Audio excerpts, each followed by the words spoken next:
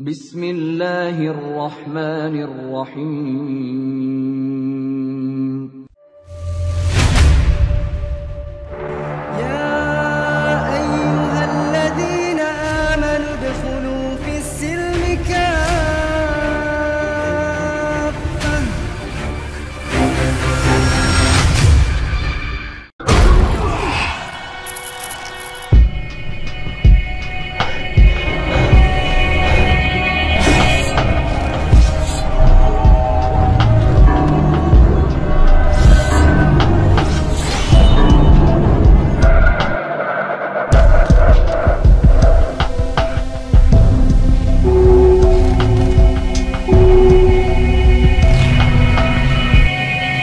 Memasukkannya ke dalam keranda mayat dan membawa kalian ke suatu tempat yang kalian sendiri tidak akan pernah tahu ada di mana.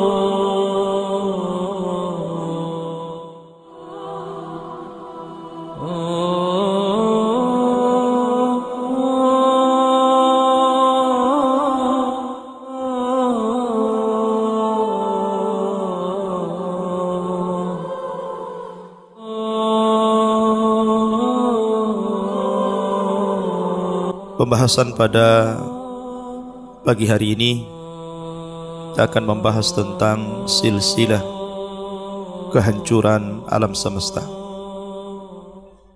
Pembahasan ini cukup panjang sehingga tidak bisa kita selesaikan dalam satu atau dua pertemuan. Makanya saya berikan tema silsilah, karena ini akan berlanjut dan terus berlanjut sampai selesainya pembahasan tentang masalah ini. Para pendengar yang dimuliakan Allah Subhanahu wa ta'ala, kita bicara tentang silsilah kehancuran alam semesta, berarti kita bicara tentang hari kiamat. Allah Subhanahu wa ta'ala zat yang telah menghidupkan dan mematikan kita. Dalam Al-Quran Allah Subhanahu wa ta'ala berfirman, "Kaifa takfuruna billahi wa kuntum amwatan fa ahyakum thumma yumitukum thumma yuhyikum thumma ilaihi turja'un." Bagaimana kalian bisa kufur kepada Allah Subhanahu wa ta'ala padahal dulu kalian tidak ada, kemudian kami hidupkan kalian, setelah itu kami wafatkan kembali kalian, setelah itu kami hidupkan kembali kalian, dan kepada Allah lah kalian akan dikembalikan. Dalam ayat ini Allah Subhanahu wa ta'ala menyebut dua kata hidup. Tentu yang dimaksud hidup yang pertama adalah kehidupan dunia yang hari ini kita rasakan dan kita nikmati. Dan kehidupan yang kedua adalah kehidupan setelah kematian kita. Kehidupan yang abadi, kehidupan yang kekal, kehidupan yang selama-lamanya. Para pendengar yang dimuliakan Allah Subhanahu wa ta'ala, kita hidup di dunia, sekarang kita bisa menyaksikan keindahan-keindahan alam semesta. Kekuasaan-kekuasaan Allah Subhanahu wa ta'ala terbentang di mata kita. Laut yang seolah-olah tidak ada tepinya, gunung yang menjulang, keindahan tanaman, bunga-bunga, pohon-pohon, buah-buahan, kendaraan, rumah, dan begitu seterusnya. Tapi pada waktunya Allah Subhanahu wa ta'ala akan menghancurkan semuanya. Gunung yang Anda lihat hari ini kelak Allah subhanahu wa ta'ala akan hambur-hamburkan dan Allah terbang-terbangkan seperti kapas yang ditiupkan angin. Kemana gunung pergi? Lautan yang terkadang kita melihat dengan sangat indah, kelak Allah subhanahu wa ta'ala akan tumpahkan ke permukaan bumi, sehingga akan menjadi sebuah bencana yang sangat besar. Kalaulah kita lihat bagaimana tsunami Aceh menerjang warga Aceh sehingga 200.000 lebih jiwa melayang, itu baru satu lautan. Bagaimana kalau seandainya seluruh lautan ditumpahkan ke daratan? Kemana laut itu pergi? Rumah yang Anda bangga-banggakan, kendaraan yang Anda banggakan, kekayaan yang Anda banggakan, kelak akan Allah hancurkan. Kemana kekayaan pergi? Dan itulah silsilah kehancuran alam semesta. Di zaman Nabi SAW datang malaikat Jibril yang menyerupai seorang laki-laki yang sangat tampan sekali, yang sangat bersih sekali, dan tidak ada bekas perjalanan. Tapi para sahabat Nabi SAW tidak kenal siapa dia. Kalau dia seorang musafir, tentu akan ada bekas dia seorang musafir, lelah, letih, compang-camping dan begitu seterusnya. Tapi ini tidak. Tapi satu sahabat pun tidak kenal siapa dia. Ya, karena dia adalah malaikat Jibril yang menjelma manusia yang sangat bersih dan tampan untuk mengajarkan agama lewat pertanyaan kepada Nabi SAW dan didengarkan seluruh para sahabat yang hadir di situ. Nabi pun ditanya tentang soal Islam, Nabi jawab. Nabi ditanya tentang iman, Nabi jawab. Nabi ditanya tentang ihsan, Nabi menjawabnya. Tetapi ketika Nabi SAW ditanya tentang kapan terjadi kiamat, kapan terjadi kehancuran alam semesta ini, mata sa'ah, kapan terjadi kiamat, kapan kehancuran alam semesta ini, Nabi SAW hanya mengatakan, mal mas'ulu anha bi'a'lama minas sa'il, bahwa orang yang ditanya tidak lebih paham, tidak lebih tahu daripada orang yang bertanya. Seolah-olah Nabi SAW ingin mengatakan, saya, Anda, atau siapapun tidak tahu kapan terjadinya kehancuran alam semesta ini. Tidak ada yang tahu Allah hancurkan alam semesta ini, karena ini perkara gaib. Nabi SAW hanya menyebut harinya saja, Yaumul Jum'ah. Tapi Nabi SAW tidak diberitahu Allah Subhanahu wa ta'ala kapan kiamat ini dihancurkan, tanggalnya, bulannya, tahunnya. Allahu a'lam. Allah tidak memberitahu kejadian itu kepada Nabi SAW. Akan tetapi selaku orang yang beriman, kita harus yakin bahwa kehancuran alam semesta ini pasti akan berlaku. Makanya pertanyaan yang harusnya kita jawab, wa ma a'dadta laha, lalu apa yang Anda persiapkan untuk kehancuran alam semesta ini? Datang seorang laki-laki Badui kepada Nabi SAW bertanya tentang kehancuran alam. Orang ini mengatakan, ya Rasulullah, mata sa'ah. Rasul, kapan kira-kira terjadi kiamat itu? Rasul tidak menjawab dan berpaling. Kemudian orang ini bertanya lagi, Rasul, kapan kiamat itu? Maka Rasul tidak menjawab dan berpaling lagi. Sampai 3 kali. Nabi SAW tidak suka untuk menjawabnya, karena memang Rasul tidak punya ilmu di situ. Sehingga Nabi SAW mengatakan, wa ma a'dadta laha, Kau bertanya tentang kehancuran alam, tentang kiamat. Lalu apa yang kau persiapkan untuk itu? Subhanallah. Seluruh para nabi dan rasul disibukkan dengan pertanyaan kaumnya tentang kapan kiamat. Nabi Nuh alaihi salatu wassalam disibukkan oleh kaumnya, ya Nuh, kapan kiamat? Nabi Ibrahim disibukkan dengan kaumnya, ya Ibrahim, kapan kiamat? Nabi Saleh disibukkan kaumnya, ya Saleh, kapan kiamat? Nabi Syuaib ditanya tentang kapan kiamat. Seluruh para nabi disibukkan kaumnya kapan kiamat dan kapan kiamat. Termasuk Nabi SAW disibukkan oleh kaumnya, ya Rasulullah, mata sa'ah, wahai Rasul, kapan kehancuran alam ini berlaku? Tapi seluruh para nabi tidak ada satupun yang menjawab. Nabi SAW hanya mengatakan, wa ma'a'datta laha. Dari tadi kau bertanya tentang masalah kiamat. Lalu apa yang anda persiapkan sebenarnya untuk kedatangan hari kiamat itu? Apakah anda mempertanyakan kapan kiamat untuk melihat kehancuran alam semesta? Untuk melihat gunung yang diterbang-terbangkan? Untuk melihat lautan yang ditumpahkan? Untuk melihat planet yang ditubruk-tubrukkan? Untuk melihat bintang yang berjatuhan? Apakah itu yang anda maksudkan? Bukan. Nabi SAW hanya menginginkan kita badiru bil a'mal,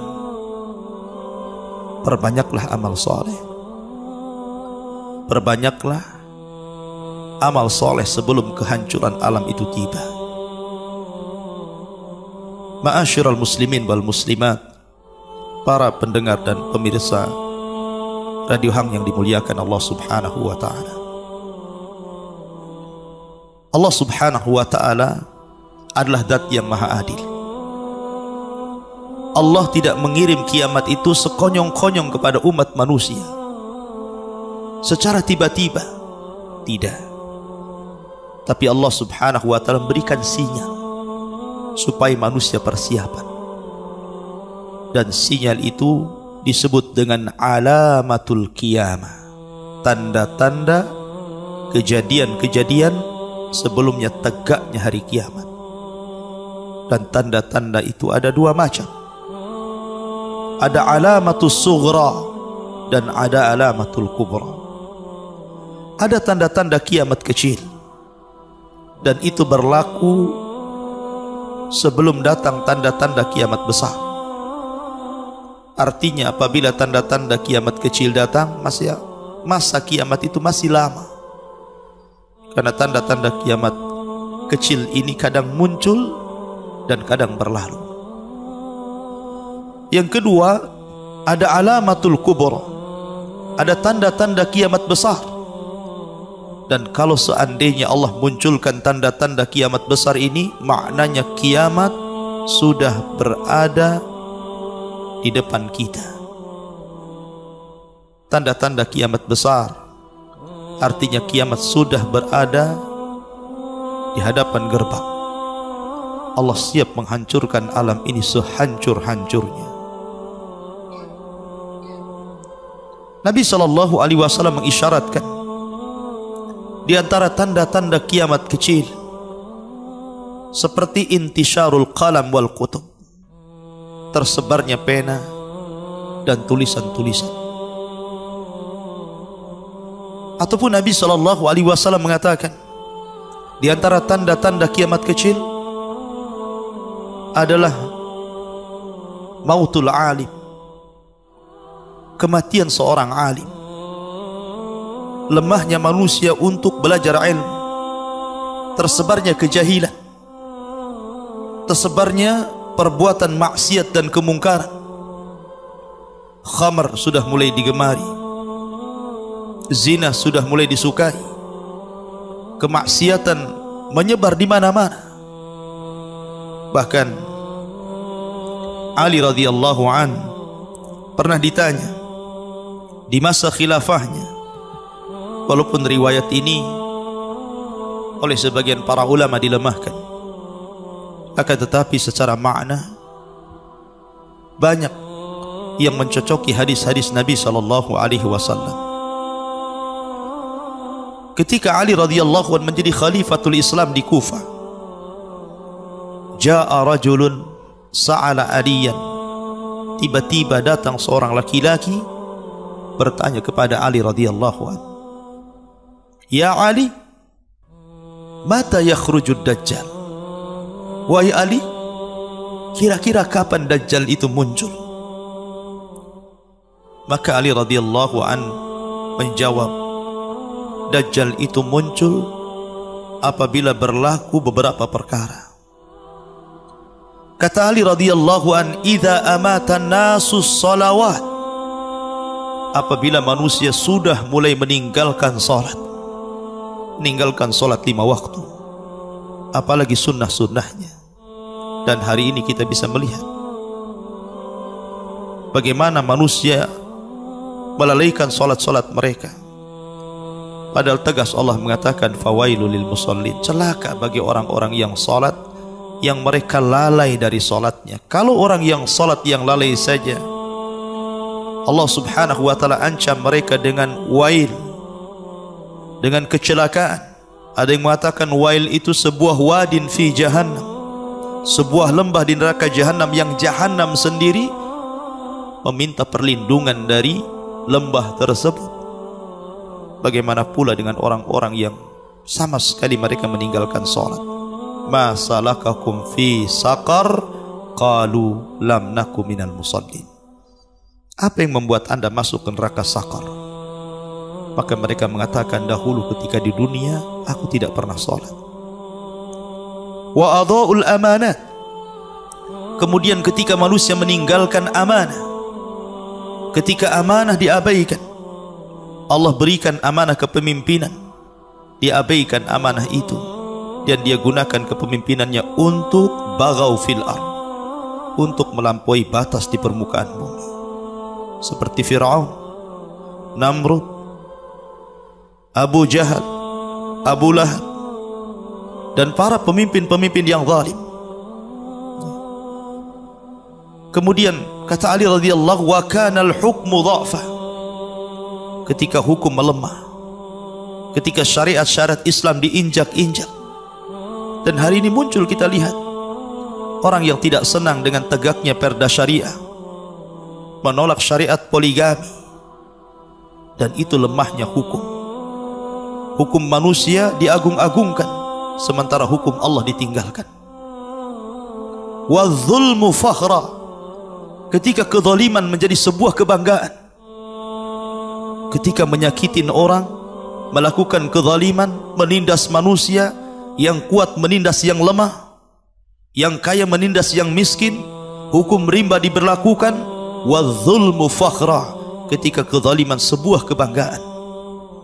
Wa umara'uhum fajara, wa wuzara'uhum khawana, wa a'wanuhum zalamah, wa qurra'uhum fasaqa, ketika para pemimpin-pemimpin sudah muncul dari manusia-manusia yang fajir, kemudian menteri-menterinya adalah menteri-menteri para pengkhianat, dan para pendukungnya adalah para pendukung yang zalim, dan para penasihatnya para penasihat yang fasik. Ketika sebuah negara sudah dipimpin orang-orang yang seperti ini, maka ini tanda-tanda dekatnya kemunculan Dajjal. Kemudian Ali radhiyallahu anhu mengatakan, wa dhaharal jawr wa fashaz zina wa dhaharar riba wa quti'atil arham. Ketika kejahatan menyeruak di permukaan bumi, perampokan, copet, pembunuhan, menyakiti manusia dengan cara zalim, ataupun tersebarnya zina, lokalisasi di mana-mana, baik secara terang-terangan ataupun terselubung. Wa dhaharar riba, dan riba sudah nampak di mana-mana. Dan kita lihat riba sudah menjadi sebuah kebutuhan hari ini. Padahal kita lihat sudah difatwakan tentang haramnya bank-bank konvensional, tapi tetap saja orang bermuamalah dengan bank-bank tersebut, seolah-olah menjadi sebuah kebanggaan. Dan riba hari ini sudah berada di jalan-jalan. Hampir semua rumah tidak lepas daripada riba. Wa quti'atil arham. Ketika orang sudah mudah memutuskan silaturahim, anak bertengkar dengan orang tuanya, saudara tidak akur dengan saudaranya, seseorang bermusuhan dengan pamannya. Wa quti'atil arham. Ketika memutuskan silaturahim sebagian mereka dengan sebagian yang lainnya. Wattakhadatil qainat. Dan ketika orang digandrungkan dengan para penyanyi, para biduan, meninggalkan suara Al-Quran dan lari kepada suara musik yang melalaikan. Wasyuribatil khumur. Kemudian khamar sudah mulai digemari, sudah mulai diminum, dan seolah-olah khamar menjadi halal, padahal jelas-jelas khamar itu diharamkan sampai kiamat dibangkitkan. Bahkan di akhir zaman kata Rasul, khamar akan diganti namanya, seolah-olah halal padahal haram. Bahkan khamar di zaman sekarang sudah menjadi minuman-minuman lezat, makanan-makanan yang siap santap. La ilaha illallah. Wa nuqidatil uhud. Ketika perjanjian-perjanjian mulai diingkari. Wa dhuyyatil atamat. Bahkan ketika manusia sudah lalai, tidak ada yang melaksanakan salat qiyamul lail karena lelah mencari dunia di siang hari, dia pun istirahat di malam hari dan tidak pernah bangun kecuali di pagi hari. Wa tawallan nas fi salatil jamaah. Dan berpalingnya manusia dari solat jamaah. Wa zakhraful masajid. Padahal masjid-masjidnya megah. Di zaman sekarang beda dengan zaman dulu. Di zaman dulu mencari masjid itu mungkin satu kampung satu masjid. Tapi di zaman sekarang terkadang satu kampung itu 2-3 masjid. Bahkan di perkotaan juga hampir semua perumahan ada masjid. Dan tidak ada masjid yang jelek. Semua masjid indah, ber-AC, berlantaikan permadani, sangat indah, tapi kosong. Wa tawwalul manabir. Ditinggikan mimbar-mimbarnya, ditinggikan menara-menaranya, sehingga dari kejauhan sudah tampak, oh itu masjid. Padahal dahulu susah mencari masjid tetapi masjid penuh. Tapi sekarang masjid mudah didapat tapi masjid kosong. Wahallul masahif.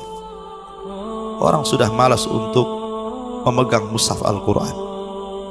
Kita lihat hari ini, ketika teknologi Allah subhanahu wa ta'ala kembangkan sedemikian rupa lewat tangan-tangan manusia, muncullah semacam handphone dengan berbagai macam aplikasinya, sehingga bisa mendownload berbagai macam ilmu, baik yang manfaat atau yang tidak manfaat, termasuk juga mushaf Al-Quran. Terkadang orang dilalaikan untuk mengambil mushaf yang asli dan mengambil dari handphone yang seperti yang saya pegang ini. Padahal madaratnya lebih besar. Terkadang orang sedang membaca Al-Quran, kemudian ada orang yang mengirim WA, SMS, kemudian disibukkan membaca WA dan SMS dan dia lupakan Al-Quran. A'udzubillah. Itu masih mendingan orang yang masih membaca Al-Quran mungkin lewat alat-alat seperti ini. Tetapi betapa banyak orang-orang yang sudah tidak pernah menyentuh Al-Quran kecuali Ramadan. Bahkan Ramadan pun sama sekali sudah mulai ditinggalkan orang yang membaca Al-Quran. Na'udzubillah. Wa akhadur rusya. Kemudian ketika sogok menyogok menjadi sebuah tradisi, pada Rasul mengatakan ar-rashi wal murtasi finnar. Orang yang menyogok dan yang disogok itu jelas-jelas neraka. Wa akalur riba, dan memakan riba. Wasta'malus sufaha. Kemudian mereka mengangkat orang-orang jahil, orang-orang bodoh menjadi para pemimpin, pemimpin dunia dan pemimpin agama. wastakhaffu bid-dima, dan mereka memudah-mudahkan urusan darah, memudah-mudahkan urusan pembunuhan. Betapa banyak orang-orang yang kebingungan antara orang yang membunuh dan orang yang dibunuh. La yadri al-qatil fi man qatal wa la yadri al-maqtul fi man qutil. Orang yang membunuh bingung kenapa dia bisa membunuh, dan orang yang dibunuh makin bingung kenapa dia bisa dibunuh. Terkadang hanya gara-gara masalah urusan dunia, urusan sepele yang bisa mungkin didamaikan, tapi berujung kepada pembunuhan. Ketika harga nyawa itu murah, terkadang urusan ekonomi, orang lebih baik mati daripada hidup dengan alasan beristirahat. Bukan beristirahat, Anda akan ditanya di kuburan. Ma'asyiral muslimin, para pendengar yang dimuliakan Allah Subhanahu wa taala, wa ba'uddina bid-dunya. Ketika banyaknya manusia yang menjual agama dengan dunia, Nabi SAW bersabda, yusbihu mu'minan wa yumsi kafira, wa yumsi mu'min wa yusbih kafira, yabi'una dinahum bi'aradin minad dunya. Nanti pada akhirnya akan datang sebuah masa di mana seorang yang di pagi hari beriman, di malam hari dia kafir. Di malam hari dia beriman, di pagi hari dia kafir. Karena mereka menjual agamanya dengan harga yang sangat-sangat murah. Betapa banyak orang yang menjual agama hanya karena agama suaminya berbeda, dia pun kemudian ikut agama suaminya hanya karena mencari harta. Terutama di kota Batam ini, saya sering mendengar ada seorang istri pindah agama mengikuti agama suaminya hanya karena urusan dunia. Dunia ini remeh dibandingkan akhirat. Jangan pernah dipandang dunia ini jauh lebih mulia dibandingkan kehidupan akhirat. Dahulu di zaman Al-Hafidh Ibnu Hajar rahimahullahu ta'ala, ada seorang Yahudi miskin melihat Imam Ibnu Hajar sedang di pasar, dikerumuni banyak manusia, karena dia seorang alim besar, seorang qadhi Mesir, ingin bertanya, ingin memuliakan, ingin salaman. Kemudian Yahudi ini melihat takjub dengan orang itu. Kenapa orang itu dimuliakan? Kenapa orang itu memiliki kendaraan bagus dan pakaian yang bagus sehingga orang-orang memuliakannya? Dia pun bertanya, siapa orang itu? Maka orang-orang mengatakan, dia Al-Hafidh Ibnu Hajar qadhi Mesir. Maka sang Yahudi miskin ini mendatangi Al-Hafidh Ibnu Hajar rahimahullahu ta'ala, kemudian bertanya, apakah anda Imam Ibnu Hajar? Kata Imam Ibnu Hajar, ya, saya Ibnu Hajar. Kemudian dia mengatakan, indi su'al, saya punya pertanyaan. Kata Al-Hafidh Ibnu Hajar, silakan. Dia mengatakan dan memperkenalkan dirinya, saya seorang Yahudi miskin. Ya Ibnu Hajar, wahai Ibnu Hajar, inni sami'tu anna fi dinikum, sesungguhnya aku mendengar bahwa dalam agama kalian, Nabi kalian mengatakan, ad-dunya sijnul mu'min wa jannatul kafir. Oh, dunia ini penjara bagi orang-orang yang beriman dan surga bagi orang-orang kafir. Tapi saya tidak percaya dengan sabda Nabi. Kalau memang dunia ini surga bagi orang-orang kafir, tentu saya akan lebih senang daripada Anda. Tapi kenapa terbalik? Anda lebih senang, Anda dihormati, Anda digaji pemerintah, Anda memakai pakaian yang bagus, memakai kendaraan yang bagus, sementara saya Yahudi miskin. Sementara pandangan Anda, saya ini orang kafir karena saya Yahudi, tapi saya selalu miskin, tidak pernah kaya-kaya. Kata Al-Hafidh Ibnu Hajar, al-amru laysa kadzalik, perkaranya bukan seperti itu. Saya walaupun hari ini dihormati manusia, dimuliakan manusia, tapi dengan apa yang Allah janjikan pada hari kiamat, surga yang di dalamnya kenikmatan yang tidak ada bandingannya, itu belum ada apa-apanya. Karena saya masih dipenjara dengan sholat, saya tidak bisa meninggalkan sholat. Saya masih harus puasa, saya masih harus membaca Al-Quran, saya masih harus mengajar dan belajar, dan saya masih terus beribadah kepada Allah Azza wa Jalla. dan itu tidak akan berhenti sampai kedua kakiku menginjak sorga. Tapi engkau wahai Yahudi, semiskin-miskinnya engkau masih sorga dunia ini bagimu. Karena apa yang Allah janjikan kepadamu di neraka jauh lebih pedih, jauh lebih menyakitkan, jauh lebih memeritkan hidupmu dibandingkan kondisimu di dunia. Ma'asyiral muslimin wal muslimat, para pendengar yang dimuliakan Allah Azza wa Jalla. Kemudian wattajaratil mar'atu ma'a zawjiha hirsan 'ala dunya. Dan ketika para wanita sudah ikut campur dengan urusan suaminya, ikut ke pasar, ikut mencari maisha, menjadi wanita karir. Dan hari ini kita lihat terkadang bidang-bidang pekerjaan yang harusnya dilakukan laki-laki digantikan oleh perempuan. Sekarang perempuan sudah banyak di pasar-pasar, pekerja-pekerja perempuan di mana-mana. Bahkan jangan-jangan terbalik, laki-laki yang nganggur, perempuan yang bekerja. Naudzubillah. Wa raqibatin nisa 'alal mayasir. Ketika wanita-wanita sudah menjadi supir-supir, kemana-mana dia bawa mobil sendiri, bawa motor sendiri, tanpa ada mahram. Terkadang menjadi sebuah pekerjaan dia. Watashabbahan birrijal, watashabbahna birrijal, watashabbahar rijalu bin nisa. Dan ketika tidak bisa dibedakan mana laki-laki mana perempuan, sudah tidak bisa dibedakan ini laki-laki ini perempuan, karena banyak laki-laki yang meniru perempuan dan perempuan meniru laki-laki.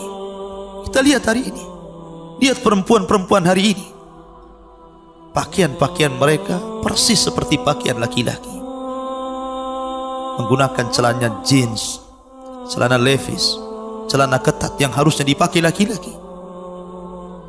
Dan laki-laki terbalik menjadi perempuan. Munculnya LGBT, munculnya kaum Lut, ya, yang mereka menyerupakan perempuan dan suka dengan sesama jenis. Na'udzubillah. Wa kana salam bainahum 'alal ma'rifah. Ketika ucapan salam hanya dilemparkan kepada orang yang kau kenal saja, padahal jelas orang di hadapan anda ini seorang muslim. Kita lihat dandanannya, dia pakai peci, dia pakai baju koko, dia pakai sarung, tapi kita lewat tidak mengucapkan salam. Alasannya tidak kenal dia. Kita ini hanya mengucapkan salam kalau sesama mengaji, sesama seakidah. Bukan, sebarkan salam kepada yang anda kenal atau yang anda tidak kenal. Itulah pesan sabda Nabi SAW. Dan salam itu faedahnya besar. Selain daripada doa juga merekatkan hati sesama muslim. Wa syahida syahid qabla an yustashhad. Banyaknya orang yang menjadi saksi padahal dia bukan saksi, saksi bayaran. Dan ini banyak di pengadilan-pengadilan. Na'udzubillah. Wa halafa qabla an yustakhlaf. Bahkan berani bersumpah padahal tidak dimintai sumpah. Lihat orang-orang yang berjualan di pasar-pasar untuk melariskan dagangannya, dia berani bersumpah dengan sumpah dusta. Na'udzubillah. Wa labisu juludadh dha'ni ala qulubidh dhi'ab. Wa kanat qulubuhum amar minas sabri wa alsinatuhum ahla minal asali wa sarairuhum antan minal jihf. Dan ketika mereka memakaikan baju-baju kambing, kulit-kulit kambing kepada hati-hati serigala, padahal hati mereka lebih pahit daripada sabar. Lisan mereka lebih manis dibandingkan madu, dan kesendirian mereka lebih busuk dibandingkan bangkai. Lihat sekarang, orang-orang jelek dianggap baik, orang-orang khianat dianggap amanah, para pendusta dianggap jujur, orang-orang yang menyampaikan agama difitnah memecah belah, orang-orang yang menyurahkan dakwah difitnah seolah-olah memecah belah, anti kebinekaan dan yang lainnya. La ilaha illallah. Dan ini alamat di mana kedekatan Dajjal muncul sudah ada. Wal tumisal fiqhu li ghairiddin. Kecerdasan bukan digunakan untuk agama. Ketika kecerdasan hanya semata-mata mencari dunia, maka itu juga alamatul qiyamah. Wa unkiral ma'ruf wa urifal munkar. Ketika mereka mengingkari yang ma'ruf dan mengingkari yang munkar, kata Ali radhiyallahu an, inilah alamat-alamat sebelum munculnya Dajjal. Alamat-alamat ini sudah berlalu. Kita saksikan dalam kehidupan kita sehari-hari, hampir semuanya sudah berlaku. Berarti kalau alamat-alamat kecil satu demi satu berlaku, satu demi satu berlalu, berarti kita dihadapkan dengan alamatus sa'atil kubra, alamat kiamat yang besar. Alamat kiamat besar yang kalau muncul tidak bisa dihentikan sampai Allah hancurkan alam semesta ini, sampai Allah subhanahu wa ta'ala hancurkan alam semesta ini. Dan ketika itu tidak manfaat lagi keimanan kalian, keimanan kita, apalagi orang yang sebelumnya tidak beriman atau tidak pernah berbuat baik. Badiru bil amal, bersegeralah untuk melakukan amal saleh sebelum datang tanda-tanda kiamat besar. Munculnya Imam Mahdi, bagaimana kabarnya? Munculnya Dajjal, bagaimana fitnahnya? Turunnya Isa Al-Masih, apa yang dilakukannya? Keluarnya binatang, keluarnya kabilah, dua kabilah besar yang merusak bumi, Ya'juj dan Ma'juj, apa sepak terjangnya? Wafatnya Al-Mahdi dan Isa, kemudian muncul binatang dari perut bumi dan bisa bicara, apa yang dilakukannya? Kemudian matahari terbit dari arah barat, ketika itu tidak manfaat lagi keimanan seseorang. Para duat berhenti berdakwah, para pengajar agama percuma dia mengajarkan agamanya. Walaupun ada orang yang bertobat, percuma tobatnya. Bagaimana kondisinya ketika ada angin yang bertiup kemudian mematikan setiap orang yang punya keimanan? Bagaimana peristiwa itu berlaku? Kemudian muncul api dari arah Aden yang menggiring manusia ala mahsyarihim, ke tempat kehancuran mereka di Syam. Bagaimana berlakunya? Sampai akhirnya Allah hancurkan alam semesta ini, sampai Allah kiamatkan alam semesta ini. Bagaimana kabarnya? Dan ini kita sudah menjelaskan tentang sebagian kecil dari tanda-tanda kiamat kecil. Maka kita akan masuk kepada tanda-tanda kiamat besar. Kita tahu bahwa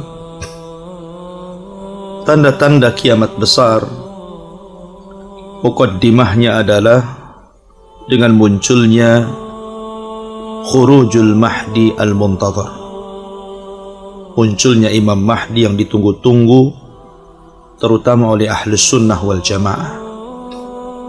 Bukan al-Mahdi yang diprasangkakan orang-orang Syiah yang bernama Muhammad Hasan al-Ashqari, yang ketika bayi disembunyikan di sebuah tempat Sirdab Irak, dan hampir setiap hari orang-orang Syiah mengetuk pintu Sirdab dan mengatakan, ukhruj ya Mahdi, ukhruj ya Mahdi, keluar wahai Mahdi, keluar wahai Mahdi. Maka kita katakan Al-Mahdi yang kalian tunggu tidak akan keluar, karena bukan itu yang dimaksud Al-Mahdi menurut hadis Nabi SAW. Karena Al-Mahdi yang akan muncul di akhir zaman bukan keturunan Husain, tapi keturunan Hasan ibnu Ali ibnu Abdul Muttalib. Dalam sebuah hadis Nabi sallallahu alaihi wasallam bersabda, "Lau lam yabqa minad dunya illa yaumun wahid, la tawwalallahu dzalikal yaum."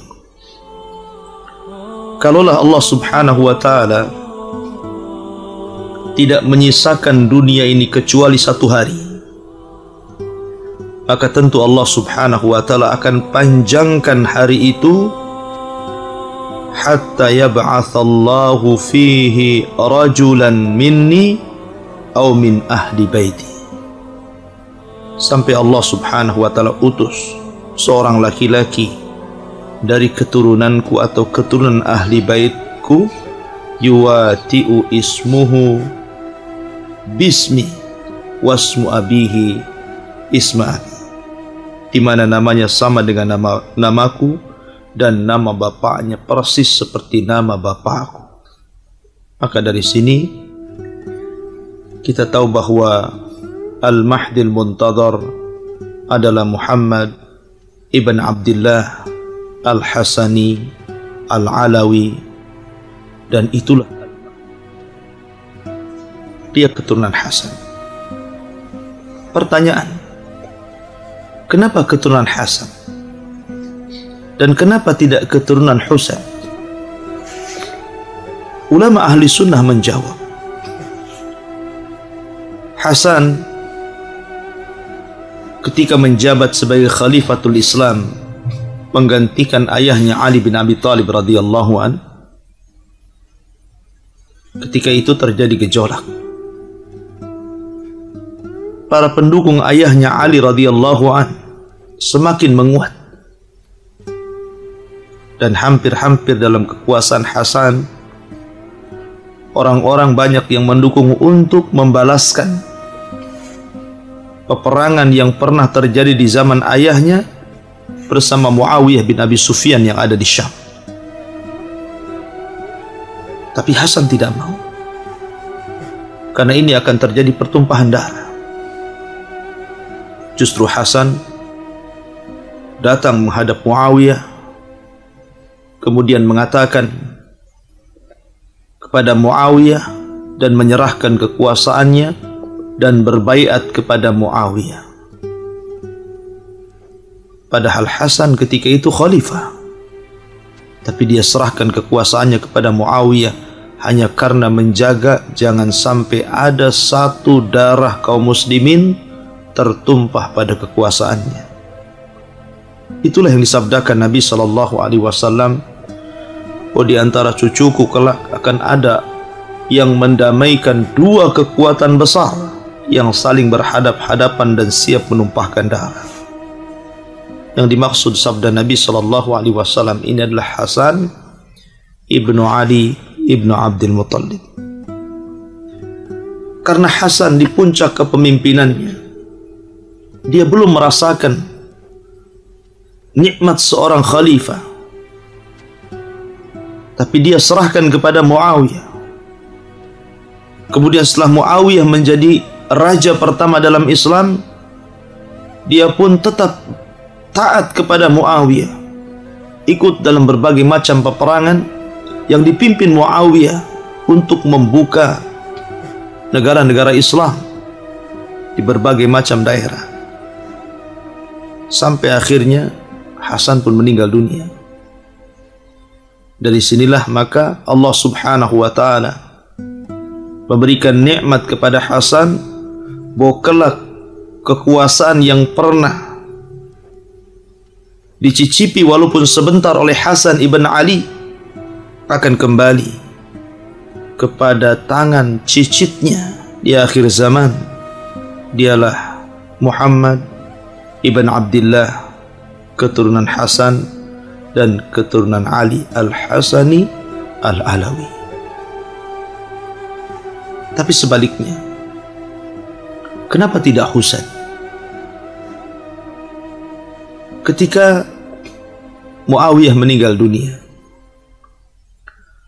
kemudian pemerintahan jatuh ke tangan anaknya Yazid bin Muawiyah, banyak para ulama tidak setuju, karena banyak yang layak menjadi raja selain Yazid.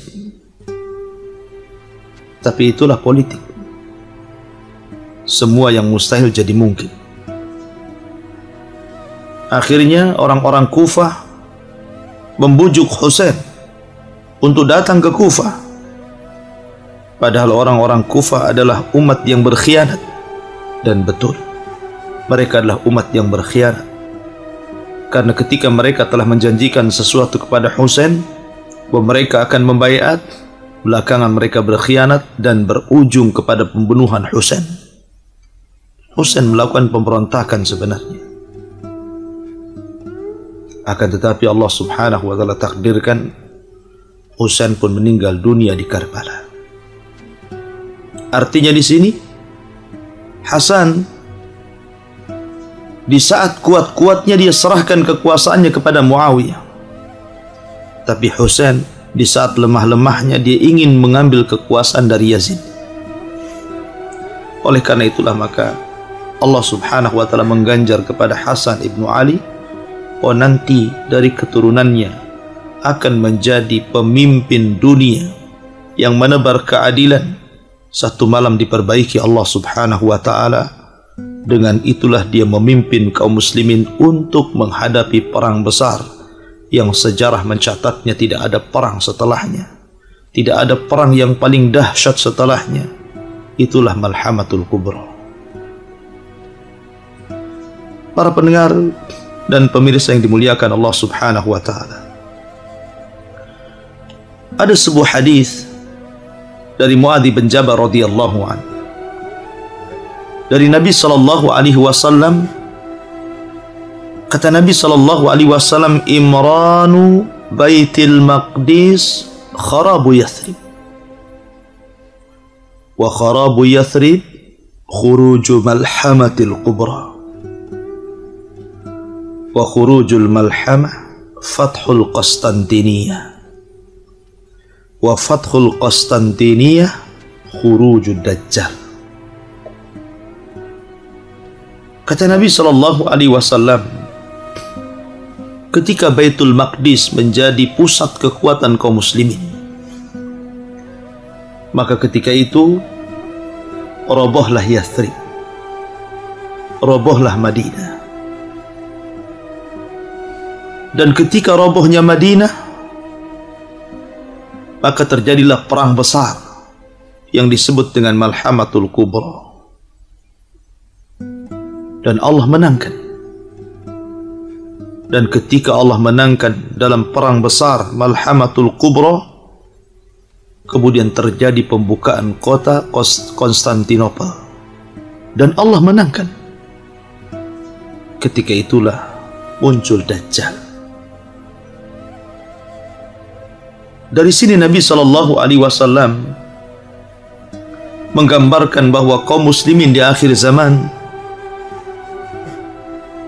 mereka akan mengalami kemenangan yang sangat besar dalam peperangan besar.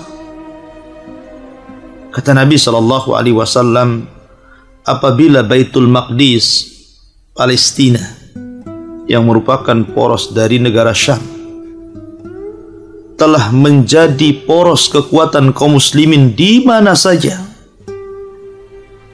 Karena Nabi SAW pernah mengatakan, alaika bisyam, alaika bisyam, alaika bisyam.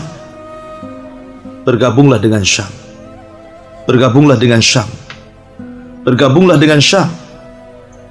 Karena Syam kelak akan menjadi pusat dan poros kekuatan kaum muslimin.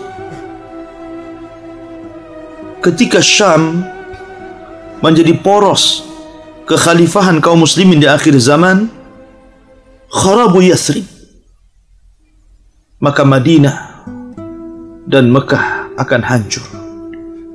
Maknanya Madinah dan Mekah akan hancur, padahal ketika itu Madinah dan Mekah di atas ekonomi yang luar biasa, tapi ditinggalkan penduduknya.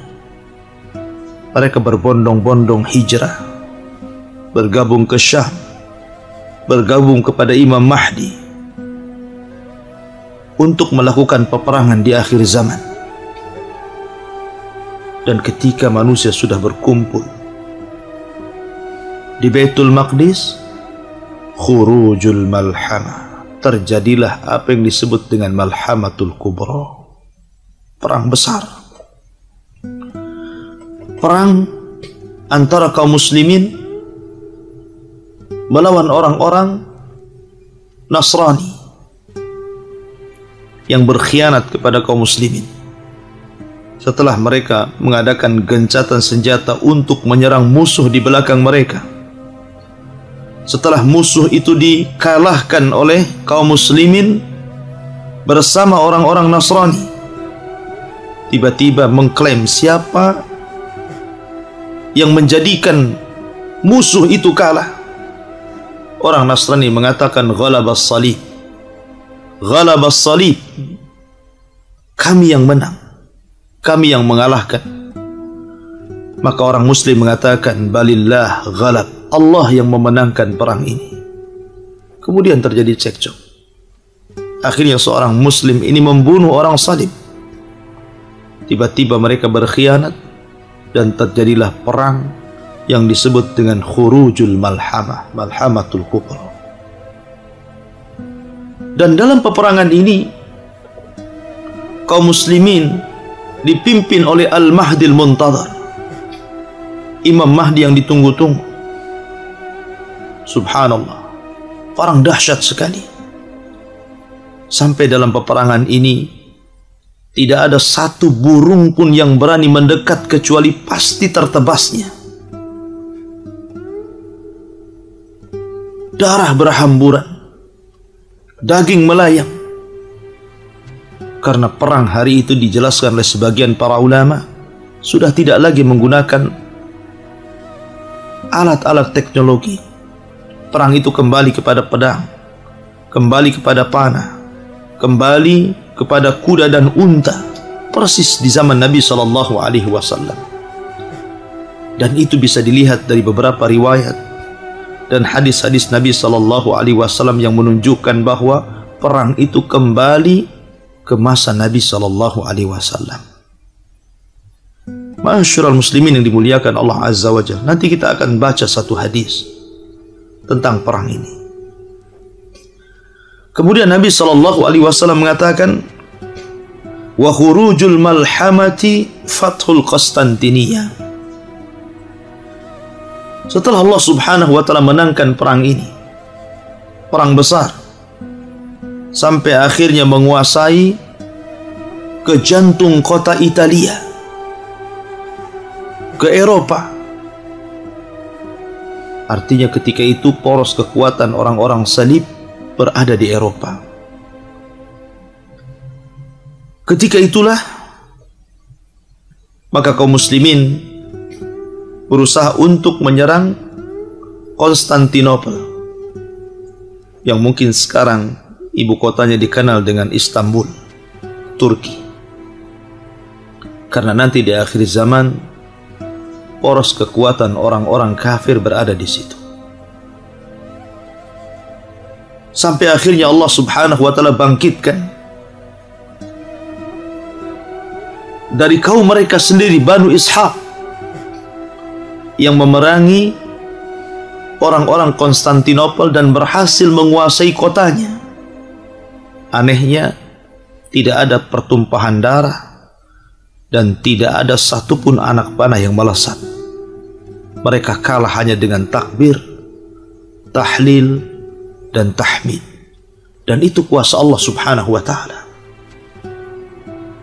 Tetapi ketika mereka sudah menguasai Konstantinopel, kemudian sudah mengambil harta rampasan perang yang begitu banyak, tiba-tiba iblis yang menjelma manusia datang, kemudian mengatakan, kharajad Dajjal, Dajjal telah keluar dan telah menguasai keluarga-keluarga kalian dan anak-anak kalian yang ada di Syam. Ketika itu mereka berada di Eropa. Akhirnya mereka pun mengirim 10 penunggang kuda yang kata Nabi SAW, aku kenal kudanya, aku kenal warna kudanya, aku kenal para penunggangnya. Dan ketika itu mereka adalah sebaik-baik para penunggang kuda. Penunggang kuda ini kemudian memacu dengan sangat kuatnya dari Eropa menuju Syam untuk memastikan apakah Dajjal sudah menguasai mereka atau tidak. Walaupun setelah sampai di Syam, rupanya Dajjal tidak menguasai keluarga mereka. Tapi memang pada hari itu Allah subhanahu wa ta'ala munculkan Dajjal. Ma'asyiral muslimin, para pendengar yang dimuliakan Allah subhanahu wa ta'ala, dari sinilah maka terjadi peperangan kembali antara Imam Mahdi dan pasukan Dajjal. Akan tetapi Allah subhanahu wa ta'ala telah bersabda bahwa Dajjal tidak bisa dilawan Imam Mahdi, karena yang hanya bisa membunuh Dajjal adalah seorang Nabi. Kata Nabi SAW ketika para sahabat berkumpul, kemudian membicarakan soal Dajjal, soal tanda-tanda kiamat. Kemudian Nabi SAW bertanya, apa yang kalian bicarakan? Mereka menjawab, kami sedang bicara tentang tanda-tanda kiamat besar, tentang Dajjal. Maka Nabi SAW, tidak ada fitnah yang lebih besar yang aku takutkan melebihi fitnah Dajjal. Kalau Dajjal hidup di zaman kalian hari ini dan aku masih hidup, aku yang akan melawannya. Tapi kalau seandainya Dajjal itu hidup di masa aku sudah tidak ada, maka setiap jiwa merekalah yang harus melawannya. Dan ingat, kullu nafsin dha'iqatul maut. Setiap jiwa pasti mati. Karena fitnah Dajjal ini bukan fitnah biasa, fitnah yang luar biasa. Karena hebatnya fitnah Dajjal, banyak yang terfitnah dengannya. Hanya orang-orang yang dirahmati Allah subhanahu wa ta'ala. Karena Dajjal ini punya pasukan besar, 70.000 Yahudi Asfahan, kemudian diikuti oleh orang-orang Arab jahil, orang-orang Turk, dan bangsa-bangsa yang lainnya yang mereka terkena pengaruh Dajjal laknatullah alaihi. Sehingga Imam Mahdi tidak sanggup memerangi Dajjal, bahkan mengalami kekalahan. Dari setelah Imam Mahdi terpaksa bersembunyi di Bukit Tur dengan sebagian kaum muslimin. Ketika mereka merasa terkepung di bukit itu, sehingga kepala kerbau lebih berharga dibandingkan uang yang banyak, sehingga mereka sudah merasakan kelaparan yang luar biasa.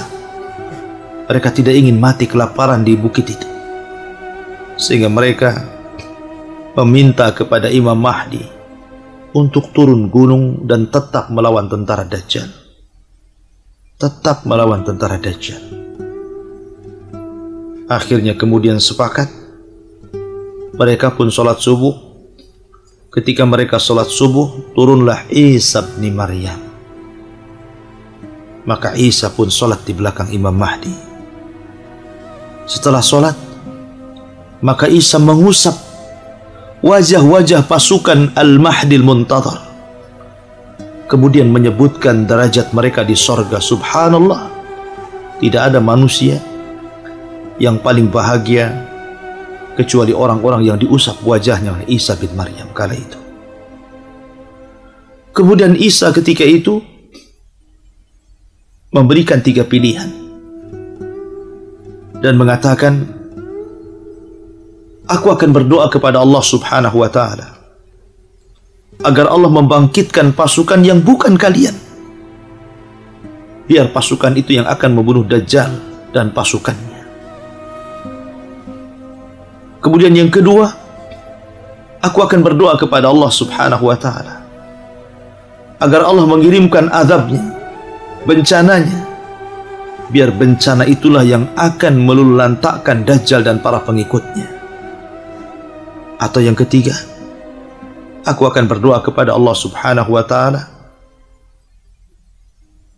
kita akan siap perang, aku yang akan memimpin kalian, Dan aku akan berdoa supaya tentara-tentara Dajjal tidak sanggup mengangkat pedang-pedang mereka. Dan kalian tinggal tebas saja dan aku yang akan membunuh Dajjal. Akhirnya mereka sepakat yang ketiga, bahwa mereka siap perang, dipimpin dua jenderal, dipimpin dua pemimpin hebat, seorang Nabi Isa bin Maryam dan Imam Mahdi Muhammad bin Abdullah Al-Hasani Al-Alawi, yang kemudian mereka turun bersama-sama kaum muslimin. Subhanallah. Ketika peperangan itu dipimpin oleh Isa, maka Isa mencari Dajjal. Akhirnya Dajjal pun lari sampai ke Babil Lud, kejar sama Isa bin Maryam. Akhirnya Isa berhasil membunuhnya. Dan pasukan Imam Mahdi beserta kaum muslimin, maka mereka menyerang pengikut-pengikut Dajjal. Apa yang dikatakan Isa benar. Pengikut Dajjal tidak sanggup mengangkat pedang-pedang mereka, sehingga kaum muslimin tinggal menebasnya. Larilah mereka, lari ke gua-gua, lari ke bukit-bukit, lari ke bebatuan. Tapi Allah subhanahu wa ta'ala buat bicara makhluk Allah. Batu berbicara, ya mukmin, di belakang saya kafir, bunuh dia. Bukit bisa bicara, ya mukmin, di belakang saya ada kafir, bunuh dia. Semua makhluk Allah, Allah jadikan bicara kecuali satu pohon yang disebut dengan gharqad. Pohon ini tidak bisa bicara dan melindungi orang kafir.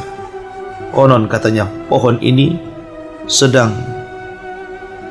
disebarluaskan, ditanam di mana-mana, terutama orang-orang Israel yang mereka meyakini bahwa pohon itu adalah pohon perlindungan bagi mereka. Ma'asyiral muslimin yang dimuliakan Allah subhanahu wa ta'ala, inilah di antara muqaddimah tanda-tanda kiamat besar, munculnya Imam Mahdi Al-Muntadhar Muhammad bin Abdullah Al-Hasani Al-Alawi. Semoga kita dilindungi Allah subhanahu wa ta'ala dan tidak dihidupkan ketika Dajjal dimunculkan.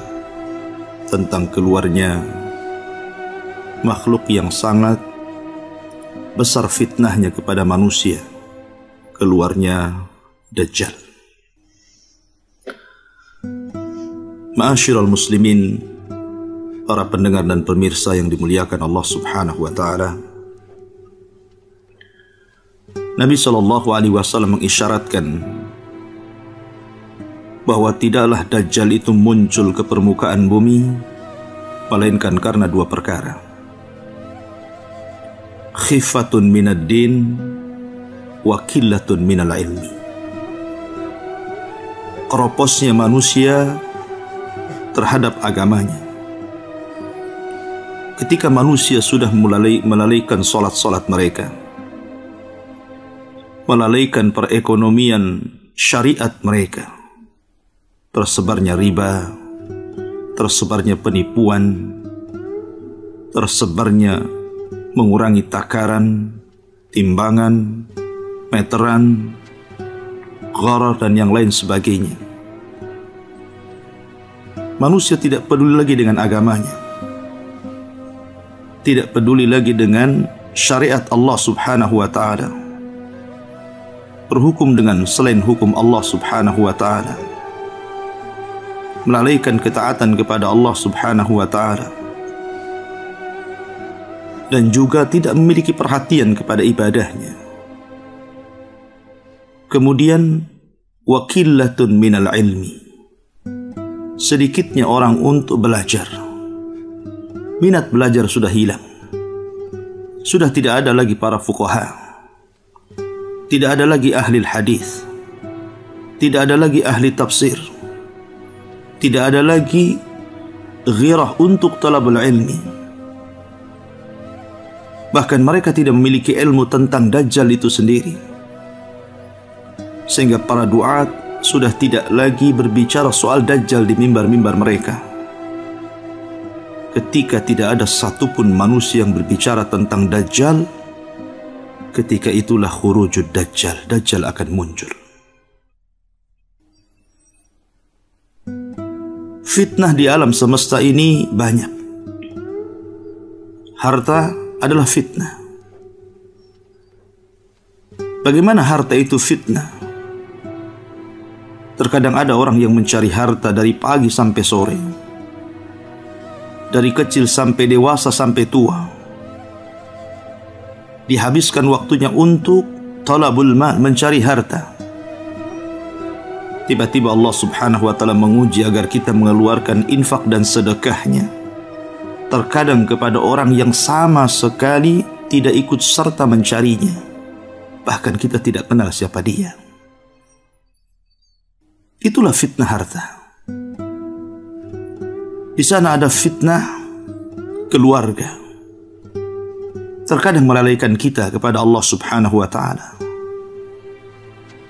Bahkan di sana ada fitnah yang sangat besar, fitnah peperangan, yang terkadang memakan korban bukan hanya 1-2 orang, bahkan terkadang ratusan, ribuan, bahkan ratusan ribu. Tapi Nabi SAW mengatakan tidak ada fitnah yang lebih besar yang akan muncul di permukaan bumi ini melebihi fitnah Dajjal. Fitnah yang sangat besar, yang seluruh para nabi dan rasul sebelum mereka meninggalkan kaumnya, mereka senantiasa memperingatkan fitnah Dajjal ini. Nabi Nuh alaihi salatu wassalam memperingatkan umatnya tentang kemunculannya. Nabi Ibrahim memperingatkan umatnya tentang kemunculannya. Nabi Saleh, Nabi Syuaib, Nabi Musa, Nabi Isa, seluruh para nabi memperingatkan umatnya akan kemunculan Dajjal. Termasuk Nabi kita yang mulia alaihi salatu wassalam juga memperingatkan umatnya tentang kemunculan Dajjal. Ma min nabiyyin illa anzara qaumahu min fitnatid Dajjal.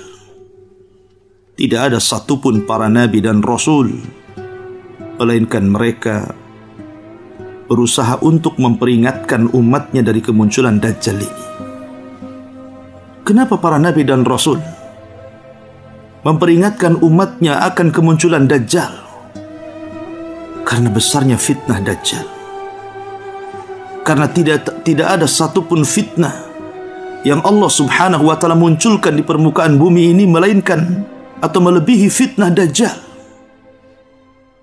Sehingga Nabi SAW bersabda, "Yakhruju fikum wa ana hayyun." Kalaulah Dajjal keluar sementara aku masih hidup, kata Rasul, fa ana hajiju dunakum. Aku yang akan melawannya. Aku yang akan melindungi kalian.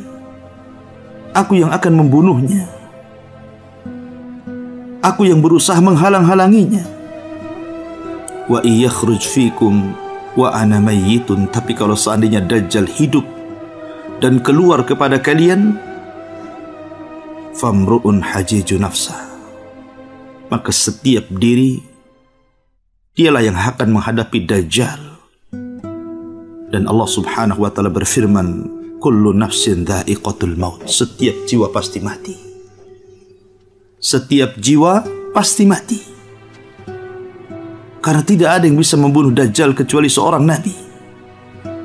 Dan Dajjal diikuti oleh banyak pasukan. Bahkan pasukan kaum muslimin yang telah berhasil melawan tentara Nasrani, tentara yang sangat kuat dan banyak jumlahnya, pun tidak sanggup melawan Dajjal. Mereka harus bersembunyi. Para pendengar dan pemirsa yang dimuliakan Allah subhanahu wa ta'ala, di zaman Nabi SAW, tepatnya di kota Madinah, ada anak kecil yang dikisahkan dalam hadis Bukhari namanya Saf atau dikenal dengan Ibnu Sayyad.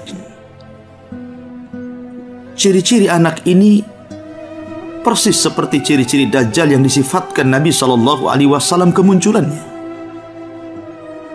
Sehingga suatu ketika Nabi SAW bersama Abu Bakar dan Umar radhiyallahu anhuma mendatangi anak itu. Setelah kemudian berjumpa dengan Nabi SAW, maka Nabi SAW kemudian bertanya kepada anak itu dan mengatakan, atashhadu anni Rasulullah, maukah kamu bersaksi bahwa saya adalah utusan Allah Subhanahu wa ta'ala? Kemudian Ibnu Sayyad atau Saf ini mengatakan, ya, aku bersaksi bahwa Anda adalah Rasulullah. Tiba-tiba anak ini mengatakan, atashhadu anni Rasulullah, apakah kau juga mau mengakui aku adalah utusan Allah? Maka Nabi SAW marah dan mendustakan pengakuannya bahwa dia adalah utusan Allah Subhanahu wa ta'ala. Ketika itu Nabi SAW melihat keanehan yang terdapat kepada Ibnu Sayyad ini. Nabi SAW ingin menguji Ibnu Sayyad, kemudian mengisyaratkan ke dadanya dan mengatakan, ya Ibnu Sayyad, khabba'tu laka khab'an, sungguh dalam dadaku aku merahasiakan beberapa kalimat. Coba tebak apa itu? Maka Ibnu Sayyad mengatakan, duh, duh, duh. Maka Nabi SAW bersabda, ikhsa falan ta'dua qadrak. Ketika Ibnu Sayyad mengatakan duh, duh, duh, maka Nabi SAW mengatakan, celaka engkau tidak mungkin melewati takdirmu. Maknanya engkau tidak bisa meneruskan kalimat itu. Karena ketika itu Nabi SAW diturunkan padanya Suratul Dukhan, dan Ibnu Sayyad berhasil menebak permulaan kalimat tapi tidak sanggup meneruskannya. Maka Nabi SAW akhirnya kembali.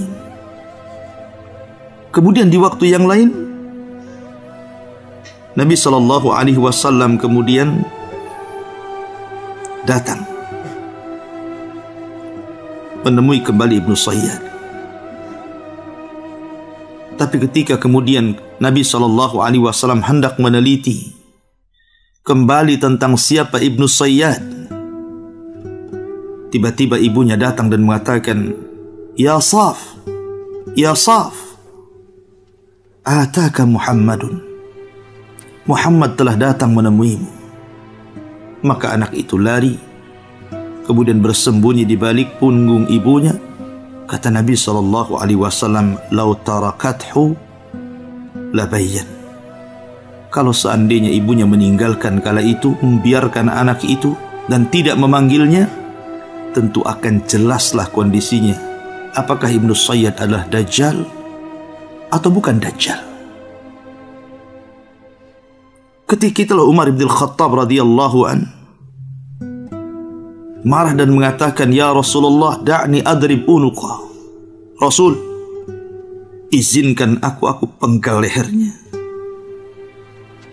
Kata Nabi SAW, la ya Umar, jangan wahai Umar. Kalau seandainya dia Dajjal, engkau tidak bisa membunuhnya. Karena yang membunuh seorang Dajjal adalah seorang Nabi. Tapi kalau seandainya dia bukan Dajjal, fala hajata biqatli, lalu apa hajatmu untuk membunuhnya? Biarkan dia hidup. Ketika itu banyak para sahabat yang yakin bahwa Ibnu Sayyad adalah Dajjal.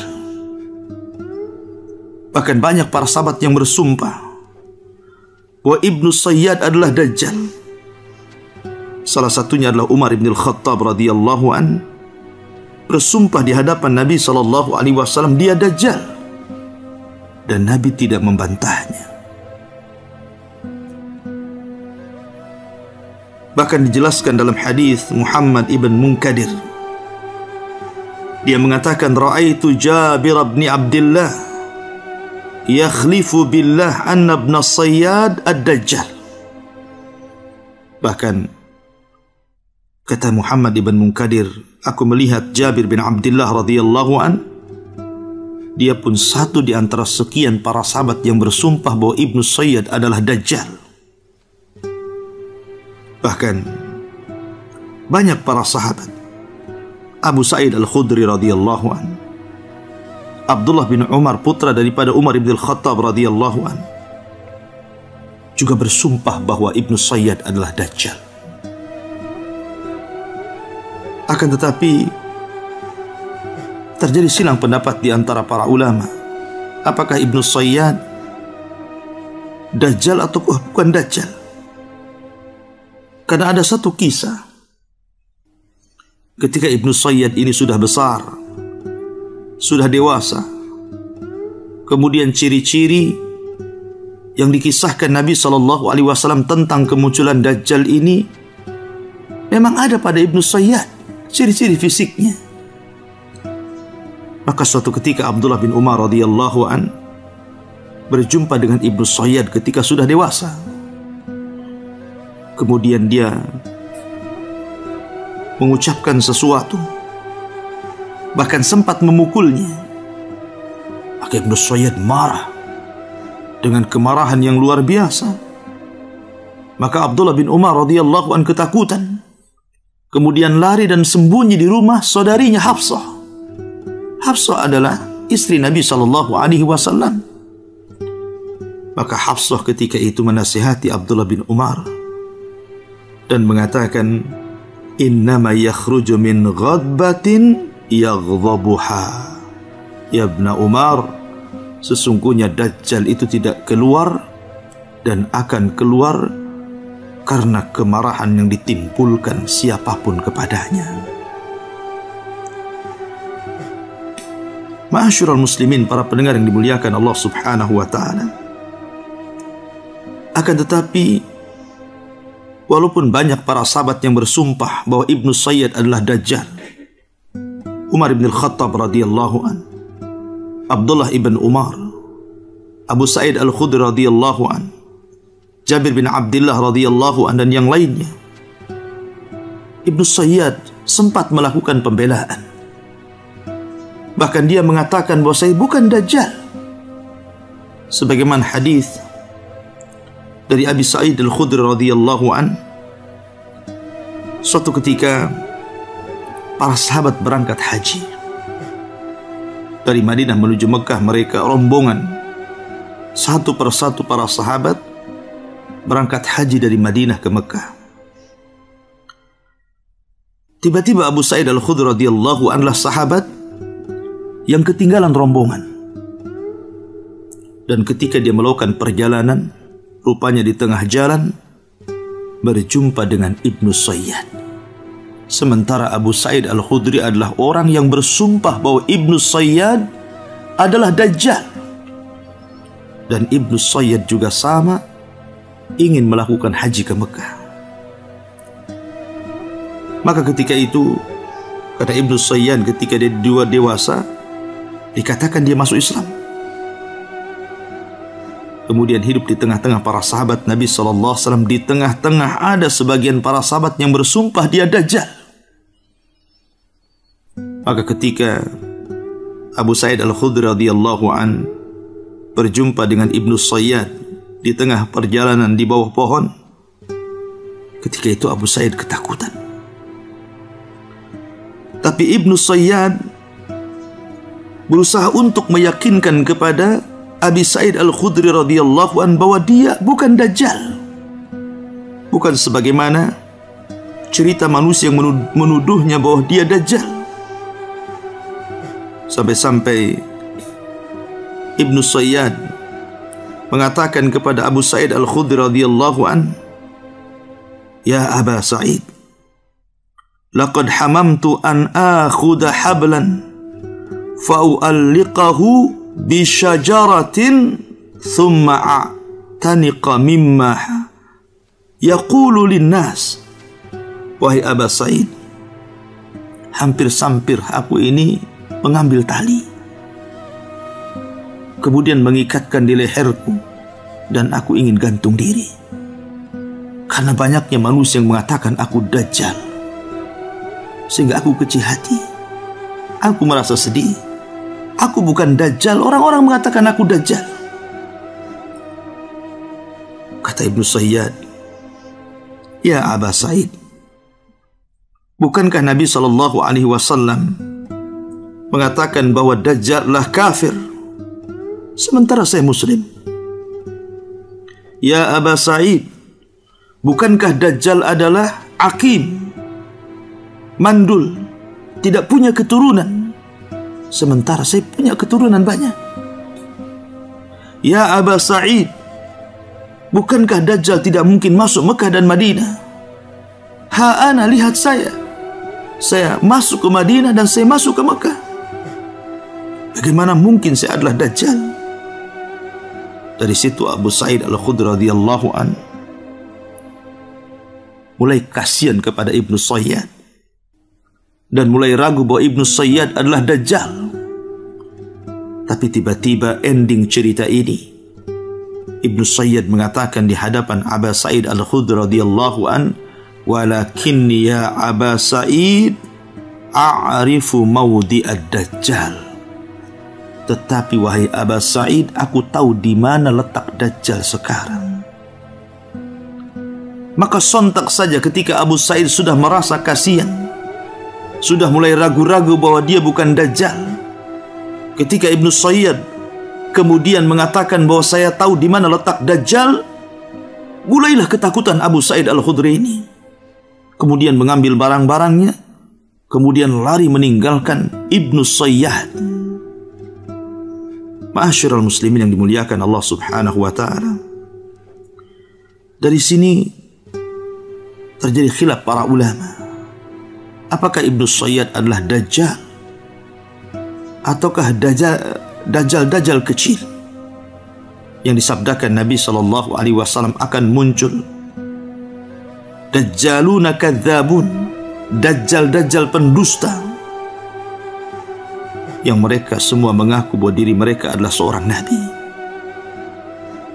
Dan Al-Hafidh Ibnu Hajar rahimahullahu ta'ala mengatakan bahwa Ibnu Sayyad bukan dajjal, tapi boleh jadi dia syaitan. Karena kisah Ibnu Sayyad ini tidak dijelaskan kematiannya. Kenapa Al-Hafidh Ibnu Hajar rahimahullahu ta'ala mengatakan bahwa Ibnu Sayyad adalah syaitan yang menyerupai rupa dajjal? Karena dajjal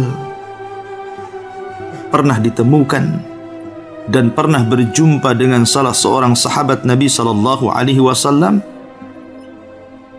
yang disebutkan dalam hadis yang panjang yang disebut dengan hadis Jassasa, di mana ada seorang sahabat Nabi SAW yang bernama Tamim ibn Aus Ad-Dari radhiyallahu an pernah berjumpa dengan dajjal.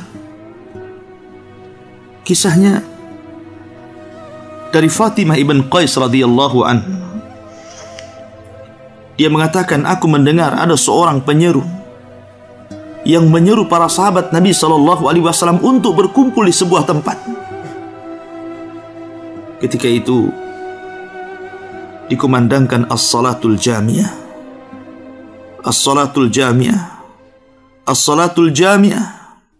Seruan ini adalah seruan yang sangat penting. Karena Nabi SAW jarang menyeru atau menyuruh seseorang menyeru dengan kalimat as-salatul jami'ah kecuali dalam salat khusuf, salat gerhana.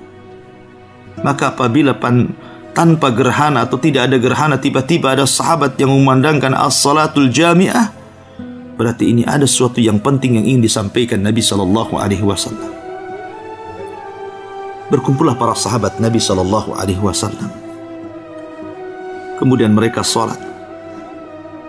Setelah salat, maka Nabi sallallahu alaihi wasallam kemudian memberikan alasan dan mengatakan, atadruna lima jama'tukum, tahukah kalian kenapa aku bisa mengumpulkan kalian semuanya? Maka seluruh para sahabat mengatakan, Allah wa rasuluhu a'lam, Allah dan Rasulnya yang tahu. Maka Nabi sallallahu alaihi wasallam, inni wallah ma jama'tukum li raghbatin wala li rahbah.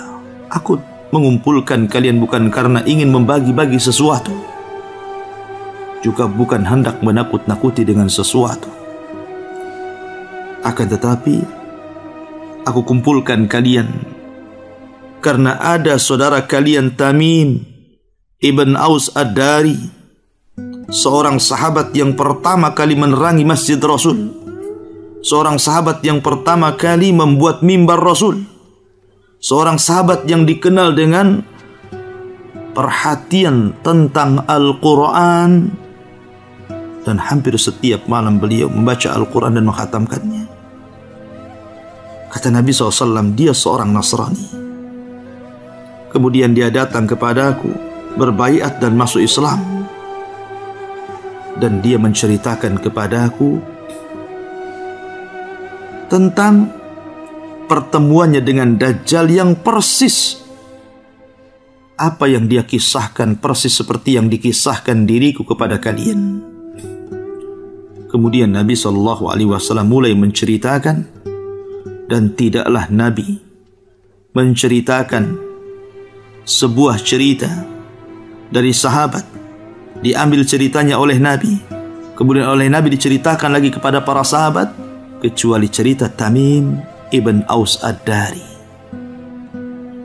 Biasanya para sahabat mengambil cerita dari Nabi. Ini terbalik. Nabi mengambil cerita dari Abi Sa'id Al-Khudri radhiyallahu an, kemudian dikisahkan kembali kepada para sahabatnya dan dibenarkan kisahnya. Kata Nabi SAW, telah menceritakan kepada aku Tamim Ibn Aus Ad-Dari bahwa suatu ketika Tamim membawa 30 awak dalam sebuah perahu yang besar. Tiba-tiba Allah Subhanahu wa ta'ala takdirkan perahu ini diombang-ambing ombak, dipermainkan bahtera. Kemudian kapal itu karam dan mereka terdampar di sebuah tempat yang mengerikan. Mereka sangka sudah mati, padahal mereka masih hidup. Dalam kondisi ketakutan itulah maka Tamim Ibn Aus Ad-Dari radhiyallahu an bersama 30 awaknya berusaha untuk mencari jalan keluar pulang. Rupanya di hadapannya ada hutan belantara. Dengan ketakutan, maka 30 awak kapal dan Tamim Ibn Aus Ad-Dari ini masuk ke dalam hutan itu. Ketika di tengah hutan dikagetkan dengan bertemunya binatang yang tidak jelas mana kubul, mana dubur, karena berbulu semuanya. Tidak jelas mana belakang, mana depan. Sehingga kemudian mereka ketakutan mengatakan, man anta, siapa kamu? Tiba-tiba binatang ini bisa bicara dan mengatakan, ana jassasa. Saya adalah jassasa. Diambil dari kalimat jasus, mata-mata. Ketika kemudian ditanya siapa jassasa, maka binatang ini tidak menjawab. Binatang ini hanya mengatakan, intaliku ila hadar rajul fid dairi fa innahu ila khabarikum bil ashwaq. Pergilah kalian. Di dalam hutan itu ada tempat terpencil. Dair itu artinya rumah yang terpencil dari rumah-rumah manusia. Di situ ada rumah. Di situ ada seorang laki-laki yang sudah lama menunggu kalian untuk bertanya tentang khobar dari kalian. Berangkat kalian ke sana. Karena Tamim ibn Aus Ad-Dari dan 30 awaknya ketakutan. Akhirnya kemudian mereka pun menuruti apa yang dikatakan binatang jassasah ini. Kemudian setelah Tamim ibn Aus Ad-Dari berangkat datang ke rumah yang dikehendaki oleh jassasah itu, tiba-tiba dia melihat ada manusia yang sangat besar, yang sangat kuat. Akan tetapi lehernya diikat rantai, tangannya diikat rantai. Kemudian dia pun mengatakan, "Wailaka man anta?" Celaka siapa kamu? Kemudian dia mengatakan, "Qad qaddartum ala khabari." Sungguh kalian telah ditakdirkan untuk tahu tentang siapa diriku. Kemudian orang ini mengatakan, "Fa'akhbiruni man antum." Siapa kalian ini?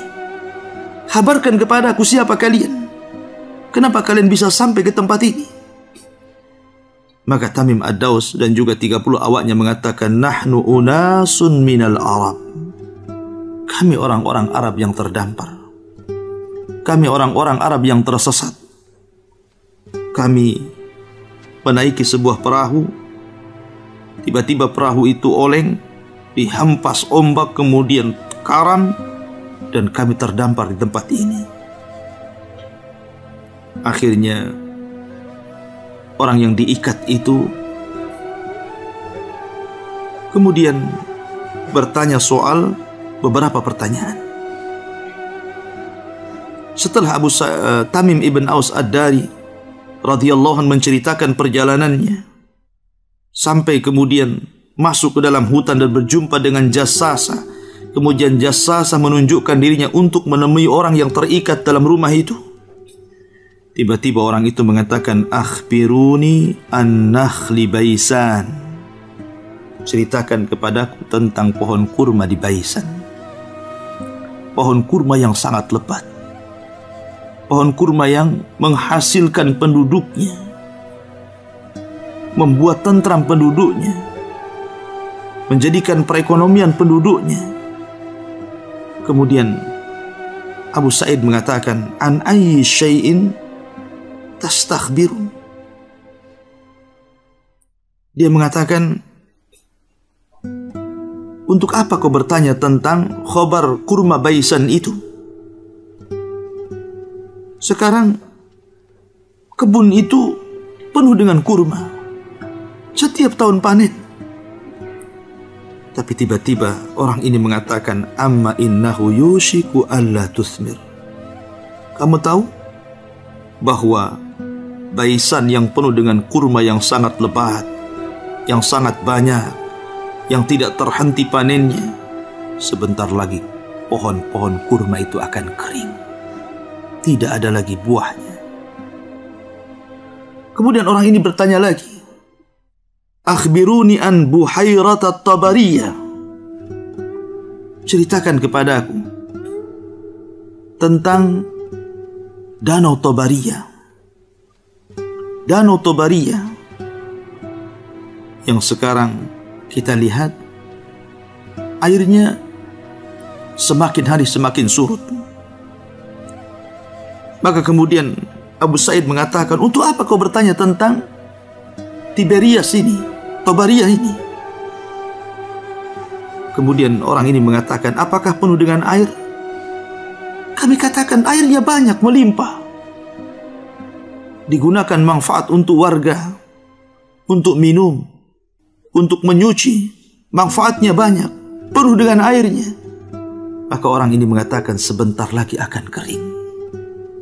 Dan Danau Tiberias hari ini kita bisa saksikan yang ada di Israel sana. Semakin hari semakin surut, semakin surut, semakin surut. Nampaklah alamatul qiyamah, alamat kemunculan Dajjal. Kemudian orang ini juga bertanya lagi tentang Ainuz Zughar, mata air Zughar, mata air yang terletak dekat Bahrul Mayyit, laut mati. dan Laut Mati di Syam, tempat dahulu diazabnya kaum Lut. Bertanya tentang Ainuz Zughar, mata air Zughar. Bertanya apakah masih ada airnya, masih mengalir. Kata Tamim ibn Aus Ad-Dari, ya, masih banyak airnya. Maka orang ini mengatakan sebentar lagi akan kering. Kemudian banyak sekali bertanya sampai akhirnya orang ini mengatakan, akhbiruni an nabiyil ummiin ma fa'al.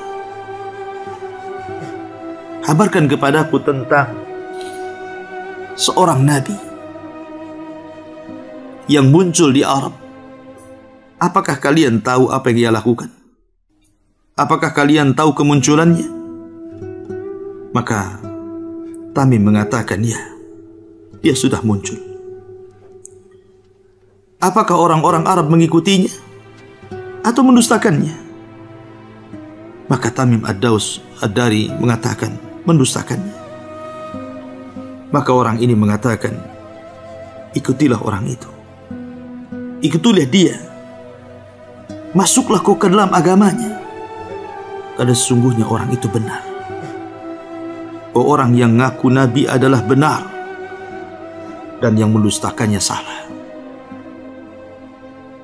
Akhirnya kemudian Tamim ibn Aus Ad-Dari pun ketakutan, kemudian berusaha untuk mencari jalan pulang dan berhasil selamat. Dan belakangan sebelum wafat Nabi SAW, antara setahun atau 2 tahun sebelum wafatnya, atau tepatnya mungkin pada tahun ke-9 Hijriah, Tamim ibn Aus Ad-Dari radhiyallahu an kemudian mengislamkan dirinya, berbaiat kepada Nabi SAW. Walaupun dia tidak lama berjumpa dengan Nabi SAW, namun jasa beliau amat sangat besar. Beliaulah yang menerangi masjid Nabi, yang pertama membuat mimbar Nabi, dan beliau satu di antara 4 orang yang dikenal dalam dunia sejak zaman Rasul sampai hari ini, yang selalu menghatamkan Al-Quran dalam setiap sholat. Tentunya setelah Utsman bin Affan radhiyallahu anhu. Ma'asyiral muslimin yang dimuliakan Allah Subhanahu wa taala, Dajjal ini bukan sesuatu yang tersembunyi, tidak. Dajjal ini sesuatu yang tampak. Ciri-cirinya bisa dilihat, sehingga semua manusia akan tahu dia Dajjal. Karena dalam dahinya tertulis kalimat kafara, kafir. Kafir. Dan kalimat kafir ini dibaca. Apakah Anda ahli baca? Belajar membaca? Ataukah Anda sama sekali buta huruf? Tidak pernah belajar membaca? Tapi pada hari itu Allah Subhanahu wa ta'ala mampu memberikan kemampuan kepada orang yang tidak sanggup membaca, dia bisa membaca. Dan mampu mengenali siapa Dajjal dari tulisannya, karena ada tulisan kafir. Kafir. Dan Nabi SAW mensifati Dajjal jauh lebih detail dibandingkan para nabi dan rasul. Nabi Nuh alaihi salatu wassalam memang memperingatkan umatnya dari Dajjal, tapi tidak sedetail Nabi. Nabi Ibrahim memperingatkan umatnya akan kemunculan Dajjal, tetapi tidak sejelas Nabi SAW. Nabi Saleh, Nabi Syuaib, dan nabi-nabi yang lainnya, mereka memperingatkan akan kemunculan Dajjal, tapi tidak seterang Nabi SAW. Kata Nabi SAW, innahu a'war wa rabbukum laysa bi'a'war. Sesungguhnya Dajjal itu picak sebelah, sementara Allah Subhanahu wa ta'ala Rabb kalian tidak picak sebelah. Kemudian Nabi SAW menyebutkan sifat-sifatnya. Di dahinya tertulis kafir, matanya picak sebelah dan menonjol seperti anggur yang keluar, rambutnya keriting. kulitnya putih, besar, kakinya bengkok. Dan Dajjal diberikan kemampuan Allah Subhanahu wa ta'ala untuk membuat fitnah di alam semesta ini. Nabi SAW suatu ketika menjelaskan tentang bagaimana perjalanan Dajjal. Kata Nabi SAW, sebelum kemunculan Dajjal itu Allah Subhanahu wa ta'ala berikan pacaklik yang hebat. Allah tahan langit sepertiga hujannya, sehingga sepertiga bumi di dunia akan mengalami kekeringan selama 1 tahun.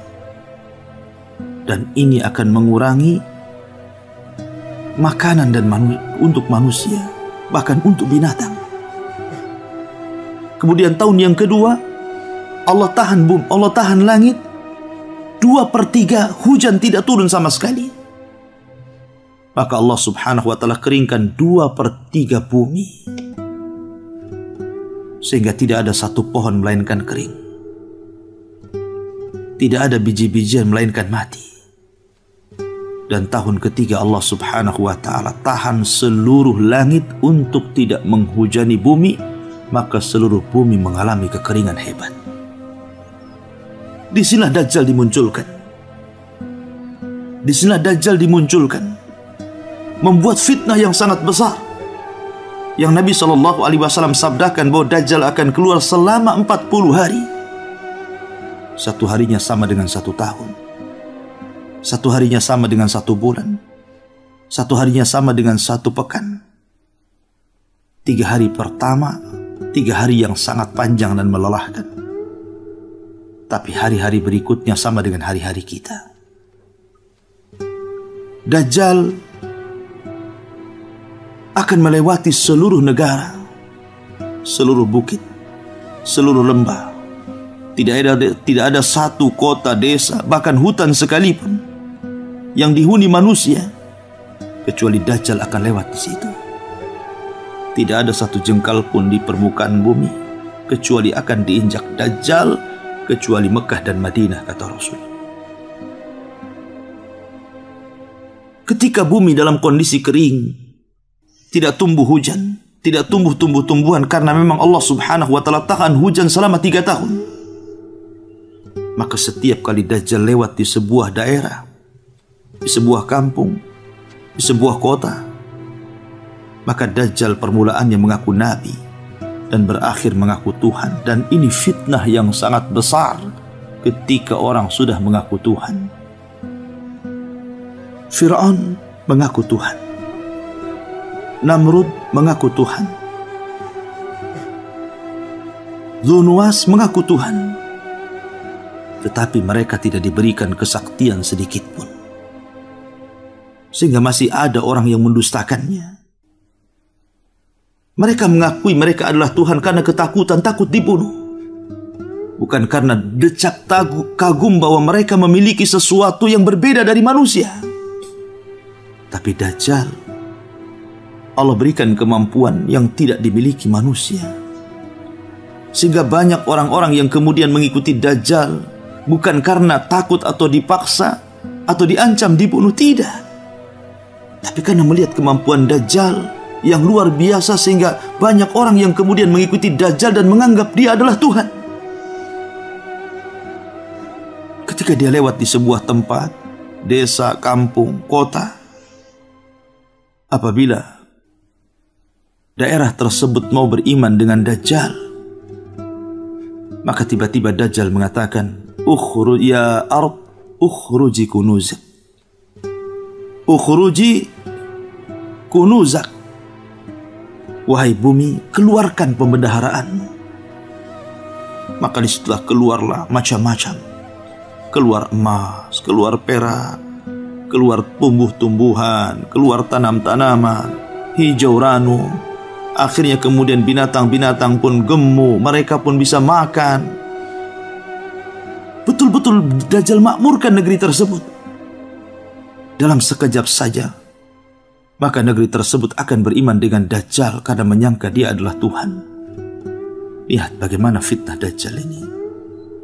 Tidak ada satupun negeri, tidak ada satupun daerah yang dilewati Dajjal kemudian mereka beriman kecuali Allah berikan dengan izinnya kemakmuran. Tetapi hanya istidraj. Karena Dajjal ini adalah orang yang kufur, orang yang jahat, membawa fitnah, dan tidak ada fitnah yang lebih besar daripada fitnah Dajjal. Ma'asyiral muslimin, pembahasan Dajjal ini cukup panjang, kita bagi menjadi 2 sesi atau mungkin 3 sesi untuk minggu-minggu berikutnya karena juga waktu yang terbatas. Insyaallah kita lanjutkan di lain kesempatan. Wallahu a'lam.